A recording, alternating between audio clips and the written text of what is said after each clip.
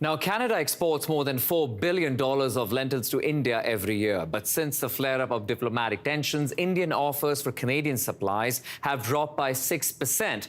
To look at the impact this has on Canadian producers, I'm now joined by Michael Harvey, Executive Director of the Canadian Agri-Food Trade Alliance. He's in Ottawa this morning. Good morning, Michael. It's good to see you.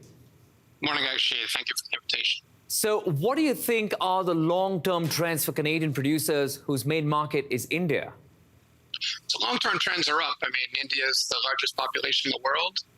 It's a country that's growing richer, so the people of India are able to buy more and better food, and a lot of that food is going to be Canadian, but we've got a hump to get over right now with the difficult short-term situation. Now, India has put controls on agricultural products before, as we know, including on, wheat and rice. Do you think that will happen with lentils as well? Look, for India to put restrictions on Canadian exports right now would be really shooting itself in the foot. The reason why Indians want to buy Canadian agri-food products is that the price is good, is that they're able to diversify their supply. So making a decision like that would go against the interests of the people.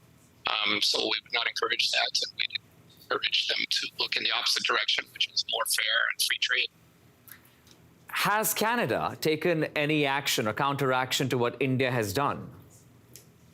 We're not seeing big differences in the trade relationship right away, and I'd just like to note that it's not necessarily going to be the case. I mean, there's no reason to link the trade with the politics. We'd encourage everybody to not link the trade with the politics. That's not in anybody's interest.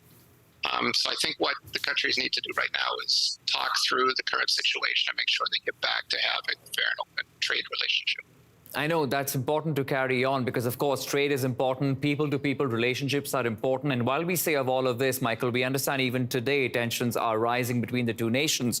But what is the likelihood of Indian importers looking to other countries to supply them with lentils instead of Canada?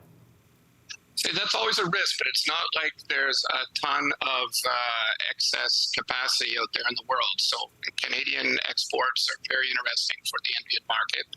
Again, it's not in the interest of India to put restrictions on Canada, and I hope that the politics doesn't take over. Lastly, how will this really impact the price that Canadians pay for lentils and other pulses? No, this is a global market, and it's not going to affect the prices in Canada. I think what's really important, we export the vast majority of our production of lentils. India is a very big market. So Canada becomes richer, our farmers do better if we're able to export there, but Canadians don't need to worry about this affecting the price in Canada. We export the vast majority of what we produce. This is, of course, a huge concern, but have we heard anything directly from Canadian farmers? What are they saying about this? Canadian farmers have been very interested in the trade discussions that have taken place with India. As you mentioned, India has protectionist tendencies, and we've been looking for tariff-free access and a reduction of non-tariff barriers. At CAFTA, we are always pushing for scientific decision-making, and in India, there's been a certain amount of restrictions on imports for non-scientific reasons, for protectionist reasons, for non-tariff barriers. So it's in our interest to get back to those trade negotiations and lift some of those barriers. It's not in our interest to not be talking. All right, we leave it at that for the moment. Michael, I appreciate you joining us on Your Morning. Thank you for your time. Thanks for the invitation. Hey, thanks for watching. If you liked this, be sure to subscribe here, or you can check out more Your Morning videos right here.